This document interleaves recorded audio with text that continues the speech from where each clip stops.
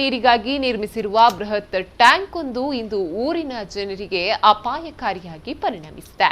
ದಕ್ಷಿಣ ಕನ್ನಡ ಜಿಲ್ಲೆಯ ಪುತ್ತೂರು ತಾಲೂಕಿನ ಆರ್ಯಾಪು ಗ್ರಾಮ ಪಂಚಾಯತ್ ವ್ಯಾಪ್ತಿಯ ಉದಯಗಿರಿಯಲ್ಲಿರುವ ನೀರಿನ ಟ್ಯಾಂಕ್ ಇಂದು ನಾಳೆಯೋ ಬೀಳುವ ಸ್ಥಿತಿಯಲ್ಲಿದೆ.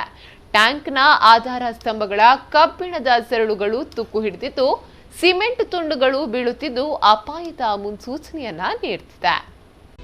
ಇದು ದಕ್ಷಿಣ ಕನ್ನಡ ಜಿಲ್ಲೆಯ ಪುತ್ತೂರು ತಾಲೂಕಿನ ಆರ್ಯಾಪು ಗ್ರಾಮ ಪಂಚಾಯತ್ ವ್ಯಾಪ್ತಿಯಲ್ಲಿ ಬರುವ ಉದಯಗಿರಿ ಎಂಬಲ್ಲಿನ ನೀರಿನ ಟ್ಯಾಂಕ್.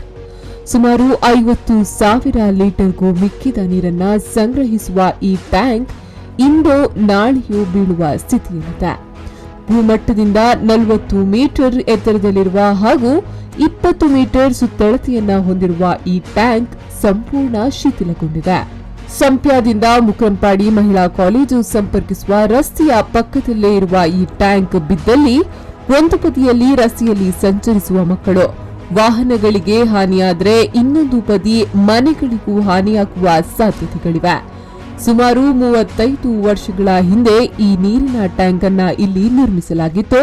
4 ವರ್ಷಗಳ ಹಿಂದೆಯೇ ಈ ಟ್ಯಾಂಕ್ ಅನ್ನ ನೆಲಸಮಗೊಳಿಸುವಂತೆ ಗ್ರಾಮಸ್ಥರು ಸ್ಥಳೀಯ ಆರ್ಯಾಪು ಗ್ರಾಮ ಪಂಚಾಯತ್ಗೆ ಮನವಿಯನ್ನ ಮಾಡಿದ್ರು. ಅಲ್ಲದೆ 8 ತಿಂಗಳ ಹಿಂದೆ ಗ್ರಾಮ ಪಂಚಾಯತ್ ಈ ಟ್ಯಾಂಕಿನ ಅಪಾಯಕಾರಿ ಸ್ಥಿತಿಯನ್ನ ಅರಿತು ಇದಕ್ಕೆ ನೀರು ತುಂಬಿಸುವುದನ್ನೇ ನಿಲ್ಲಿಸಿತ್ತು. ಆದರೆ ಇದೀಗ ಏಕಾಏಕಿ ಗ್ರಾಮ ಪಂಚಾಯತ್ ಜಿಲ್ಲಾ ಪಂಚಾಯತ್ ಇಂಜಿನಿಯರ್ಗಳ ಆದೇಶದ ಹಿನ್ನೆಲೆಯಲ್ಲಿ ಟ್ಯಾಂಕಿಗೆ ನೀರು ಹರಿಸುವ ಕಾರ್ಯದಲ್ಲಿ ತೊಡಗಿಸಿಕೊಂಡಿರುವುದು ಗ್ರಾಮಸ್ಥರ ನಿದ್ದೆಗೆಡಿಸಿದೆ.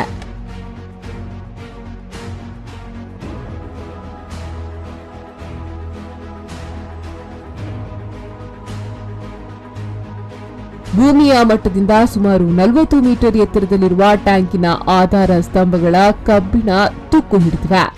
ಕಬ್ಬಿಣಕ್ಕೆ ಹಾಕಿರುವ ಸಿಮೆಂಟ್ ಬಿರುಕು ಬಿಟ್ಟು ಉದುರುತ್ತಿವೆ. ಒಂದು ವೇಳೆ ನೀರನ್ನ ತುಂಬಿಸಿದ್ದೇ ಆದಲ್ಲಿ ಬೀಳುವುದು ಶತಸಿದ್ಧ ಎನ್ನುವ ಪರಿಸ್ಥಿತಿಯಲ್ಲಿದೆ ಆ ಟ್ಯಾಂಕ್. ಸಂಬಂಧಪಟ್ಟ ಗ್ರಾಮ ಪಂಚಾಯತ್ ಹಾಗೂ ಜಿಲ್ಲಾ ಪಂಚಾಯತ್ ಕೂಡಲೇ ಈ ಟ್ಯಾಂಕ್ ಅನ್ನ ನೆಲಸಮಗೊಳಿಸಬೇಕು ಹಾಗೂ ಬೇರೆ ಕಡೆ ನಿರ್ಮಿಸಬೇಕು ಎನ್ನುವ ಒತ್ತಾಯ ಗ್ರಾಮಸ್ಥರದಾಗಿದೆ. ಸಾಮಾನ್ಯವಾಗಿ ಒಂದು 35 ವರ್ಷ ಮೇಲಿಂದ ಈ ನೀರಿನ ಟ್ಯಾಂಕಿಯನ್ನು ಕಟ್ಟಿದ್ದಾರೆ. ಒಂದು 50,000 ಲೀಟರ್ನ ಮೇಲಿನ ಟ್ಯಾಂಕಿ. ಇದೊಂದು 30-35 ಫೀಟು ಎತ್ತರ ಅದರ ಪಿಲ್ಲರ್ಸು. ಆಮೇಲೆ ಒಂದು 20 ಫೀಟು 15ರಿಂದ 20 ಫೀಟು ಎತ್ತರದ ಟ್ಯಾಂಕಿ. ಅದರ ವ್ಯಾಸ ಸಾಮಾನ್ಯ ಒಂದು 20 ಫೀಟ್ ಇರ್ಬೋದು. ಇಲ್ಲಿ 3-4 ಮನೆಗಳು ಅದರ ಅಡಿಯಲ್ಲೇ ಇದೆ. ಆಮೇಲೆ ಇದು ಇಲ್ಲಿ ಜಾತ್ರೆ, ವರ್ಷಾವಧಿ ಜಾತ್ರೆ ಆಗ್ತದೆ. ಆಮೇಲೆ ಒತ್ತೆಕೋಲ ಆಗ್ತದೆ. 7-8-10 ಜನ ಸೇರ್ತಾರೆ. ಇಲ್ಲೆಲ್ಲ ಹೋಗ್ತಾರೆ ಬರ್ತಾರೆ. ದನಗಳು ಕೂಡ ಶಾಲೆ ಮಕ್ಕಳು ಇಲ್ಲಿ ರಾಷ್ಟ್ರೀಯ ಹೆದ್ದಾರಿಗೆ ಪಕ್ಕದಲ್ಲಿ ನಮ್ಮ ಶಾಲೆ ಉಂಟು. ಆ ಶಾಲೆಗೂ ಇದೇ ಕಡೆಯಿಂದ ಹೋಗ್ತಾರೆ. ಆವಾಗ ಏನಾದರೂ ಅಪಾಯ ಬಂದರೆ ಇದಕ್ಕೆ ಯಾರು ಹೊಣೆ? ಈ ನೀರಿನ ಟ್ಯಾಂಕ್ನಿಂದ ಸುಮಾರು 150 ಮನೆಗಳಿಗೆ ನೀರು ಪೂರೈಸಲಾಗುತ್ತಿದೆ. ಜಿಲ್ಲಾ ಪಂಚಾಯತ್ ಇಂಜಿನಿಯರ್ಗಳ ವರದಿಯ ಹಿನ್ನೆಲೆಯಲ್ಲಿ ಸ್ಥಳೀಯ ಗ್ರಾಮ ಪಂಚಾಯತ್ ಈ ಟ್ಯಾಂಕಿಗೆ ಮತ್ತೆ ನೀರು ಹರಿಸುವ ಕಾರ್ಯಕ್ಕೆ ಕೈ ಹಾಕಿದೆ. ಅಲ್ಲದೆ ಟ್ಯಾಂಕಿನ ಅಡಿಭಾಗದಲ್ಲಿರುವ ಮನೆಗಳನ್ನ ಟ್ಯಾಂಕ್ ನಿರ್ಮಾಣಗೊಂಡ ಬಳಿಕ ನಿರ್ಮಿಸಲಾಗಿದೆ. ಮನೆಗೆ ಪರವಾನಗಿ ನೀಡುವ ಸಂದರ್ಭದಲ್ಲೇ ಟ್ಯಾಂಕ್ ಇರುವ ಜಾಗದಲ್ಲಿ ತಡೆಗೋಡೆಯನ್ನ ನಿರ್ಮಿಸಲು ಸೂಚನೆಯನ್ನ ನೀಡಲಾಗಿತ್ತು.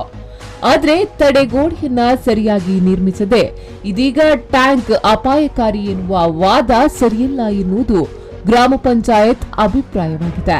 ಆದರೂ ಸರ್ಕಾರದಿಂದ ಹೊಸ ಟ್ಯಾಂಕ್ ನಿರ್ಮಿಸುವುದಾದರೆ ಸದ್ಯ ಇರುವ ಟ್ಯಾಂಕ್ ಅನ್ನ ಕೆಡವಲು ಪಂಚಾಯತ್ ಸಿದ್ಧವಾಗಿದೆ. ಈಗ ನಾವು ಅದನ್ನು ತೆಗೆದ್ರೆ 150 ಮನೆ ಕುಡಿಲಿಕ್ಕೆ ನೀರಿಲ್ಲ. ಆದ್ರಿಂದ ನಮಗೆ 150 ಮನೆ ಗ್ರಾಮ ಪಂಚಾಯತಿ ಮುಖ್ಯ ಆದ ಕಾರಣ ನಾವು ಅದನ್ನು ಹೊಸ ಟ್ಯಾಂಕಿ ಕೊಟ್ಟರೆ ಟ್ಯಾಂಕಿಯ ಕೆಲಸ ಪೂರ್ಣ ಆದ ಕೂಡಲೇ ಅದನ್ನು ತೆಗಿಲಿಕ್ಕೆ ನಾವು ವ್ಯವಸ್ಥೆ ಮಾಡ್ತೇವೆ. 150 ಮನೆಗೆ ನೀರು ಹೋಗೋದು. ಮತ್ತೊಂದು ವಿಚಾರ ಏನಂದರೆ, ಅದು ಟ್ಯಾಂಕಿ ಭಾಳ ಮುಂದೆ ಆಗಿದೆ. ಅದರ ನಂತರ 2 ಮನೆಗಳನ್ನು ಮನೆ ಮಾಡಿದ್ದಾರೆ.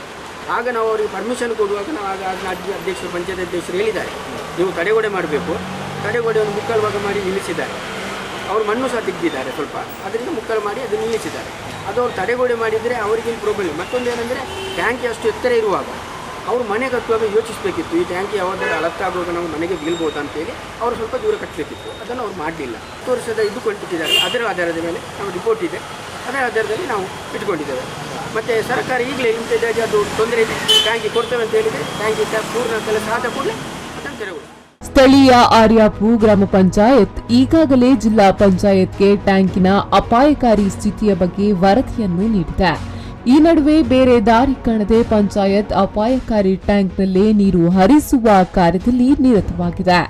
ಆದರೆ ಜಿಲ್ಲಾ ಪಂಚಾಯತ್ ಮಾತ್ರ ಇಂಜಿನಿಯರ್ಗಳ ಮಾತು ಕೇಳಿ ಜನರ ಜೀವನದ ಮೇಲೆ ಆಟವಾಡುತ್ತಿದೆ ಎನ್ನುವ ಆರೋಪವೂ ಕೇಳಿಬರ್ತಾ ಇದೆ.